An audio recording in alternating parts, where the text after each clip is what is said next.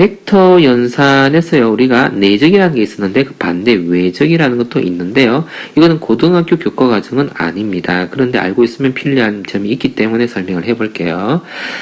벡터 둘을요, 연산을 해서, 스컬러가 나오는 경우가요, 내적이고요. 자, 벡터 두 개를 연산했는데, 벡터가 다시 나오는 경우가 있는데요. 그것을 외적이다 라고 합니다.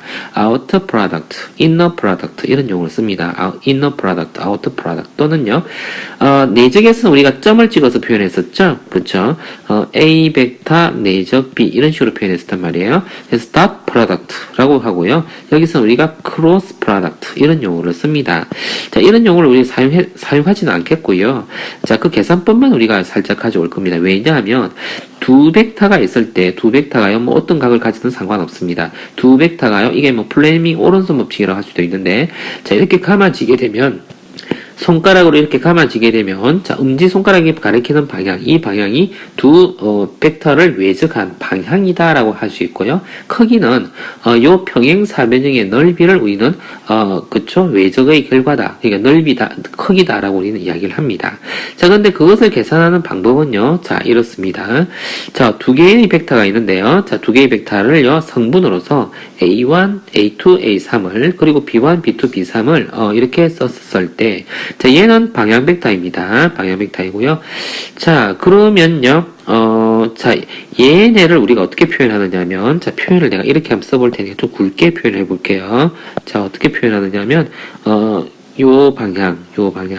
자, 이것을 제외한 이 네 개가 나오죠. 그 네 개를 여기다 적은 겁니다. 그리고 i를 여기다가 적은 거예요. 이해되죠? 자, 그리고 뭘 적는지 또 보세요. 이번엔 또요. 자, J를 가지고 생각할 겁니다. 자, 그럼 J를 가지고 치우고요. 자, 여기 있는 네 개 있죠, 그죠? 그걸 여기다 적은 겁니다. 이해됩니까?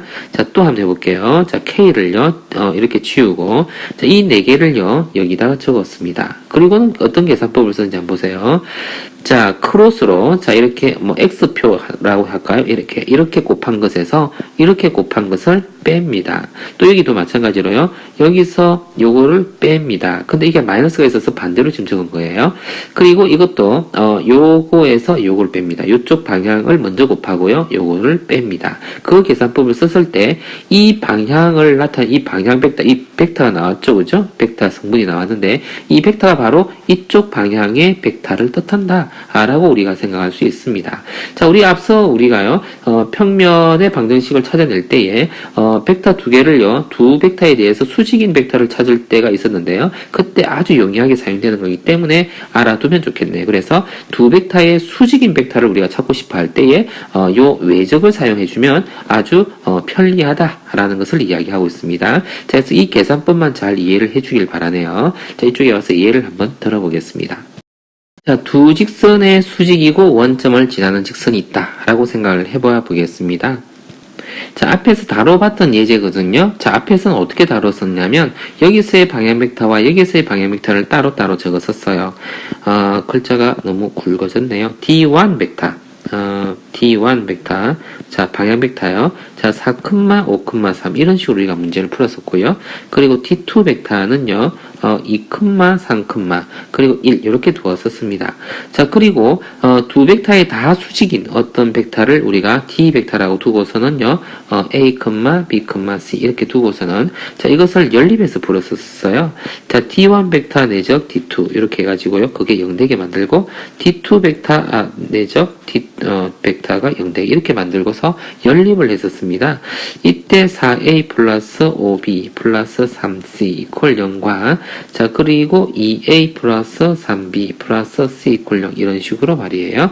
자, 근데 자, 이 방법을 쓰지 않고 우리는 얘네 둘에 대하여 수직인 것을 자, 이것 두 개의 외적, 그죠? 크로스 프로덕트를 사용해서 얘네를 찾아낼 수 있다라는 이야기를 지금 하고 있는 중이거든요. 자, 그래서 D 벡터를 곧장 이렇게 쓸 수 있습니다. D 벡터를요.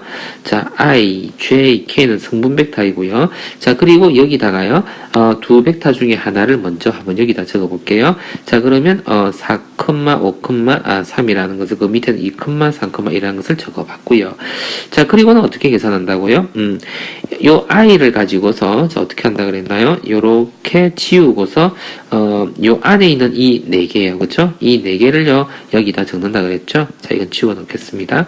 자 그러면 어떻게 적습니까? 그럼 바로 계산해보죠. 여기에서 요거 곱하기 요거를 합니다. 요거 곱하기해서 얘를 곱해서 뺍니다.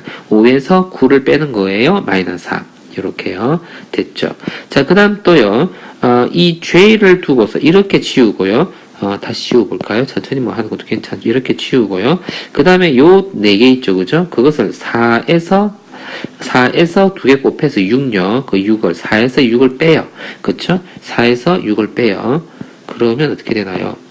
4에서 6을 빼는데 이것만 앞에 마이너스를 붙여서 반대로 계산합니다. 이해되겠습니까? 자, 그 다음 또 하나, 이거는요, 요렇게 지웁니다. 그럼 요거 4개 남죠? 그러면 12에서 10을 빼요. 그럼 2가 될 겁니다. 그쵸? 요렇게 적어주면 바로 방향 벡터라는 양입니다. 자, 그러면, 마이너스 4, 2가 되겠네요. 2요. 근데 우리가 방향 벡터를 굳이 이렇게 복잡하게 쓸 필요 없잖아요. 그쵸? 그래서 방향 벡터는 2로 나누어서, 마이너스 2, 1, 이렇게 써도 괜찮죠? 자, 그러면, 이게 그러면 방향 벡터가 되어지는 것이고, 원점을 지난다 했잖아요. 문제가 원점을 지난다. 그러면 원점을 지나는 직선은 어떻게 되어집니까? 그러니까요. 마이너스 2분의 x 그리고 x 마이너스 0을 써야 되는데 그죠? y 마이너스 0 그리고 z 마이너스 0 이렇게 해주면 우리가 수직인 이 두 직선에 대해서 모두 수직인 어떤 직선을 구할 수 있었다. 원점을 지나면서 말이에요. 이렇게 찾아낼 수 있었습니다.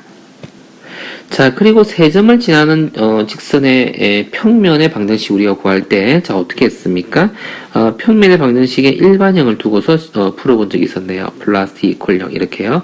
거기다가 세 개의 점을 다 대입을 해가지고 뭐 4a 마이너스 4b 플러스 마이너스 2c 플러스 t 이퀄 0 이런 식으로요.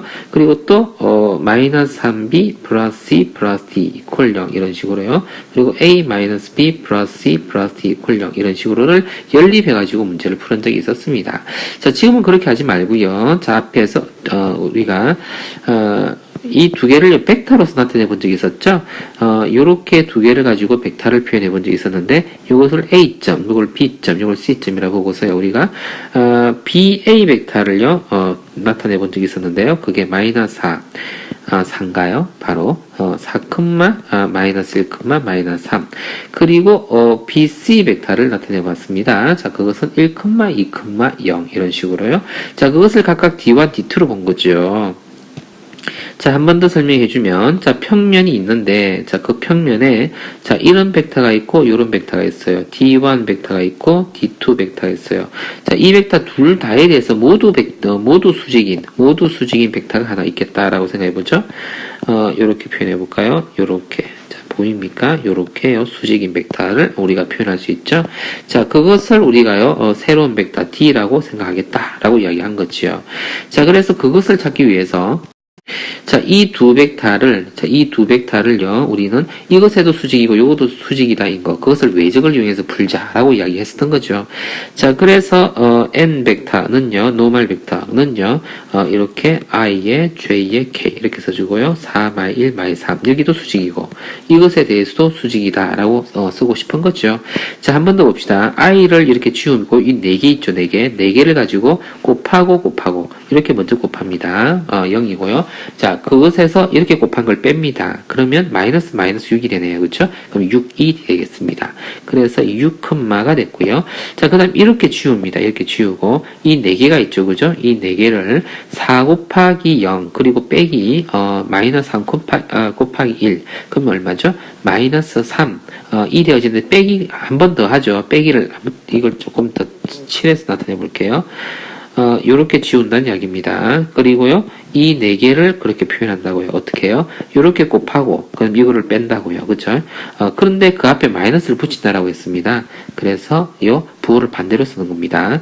0이고, 빼기 마이너스 3, 그러니까 플러스 3인데 다시 마이너스 3을 쓴다고요. 좀 복잡하죠? 자, 마이너스 3. 그리고 또 하나 더요.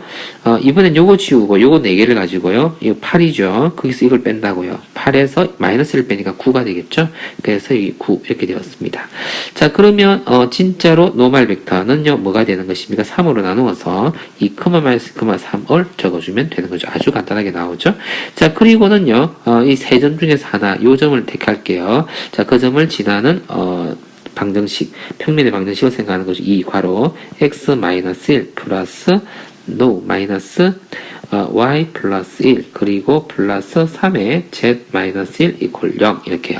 자, 이것을 정리해주면 이제 답이었던 거죠. 평면의 방정식이 나온 겁니다. 자, 3z 그리고 마이너스 6 이퀄 0이 정답이 되었었던 거죠. 자, 잘 연습을 해주길 바랍니다. 외적이다 라는 것을 배웠습니다.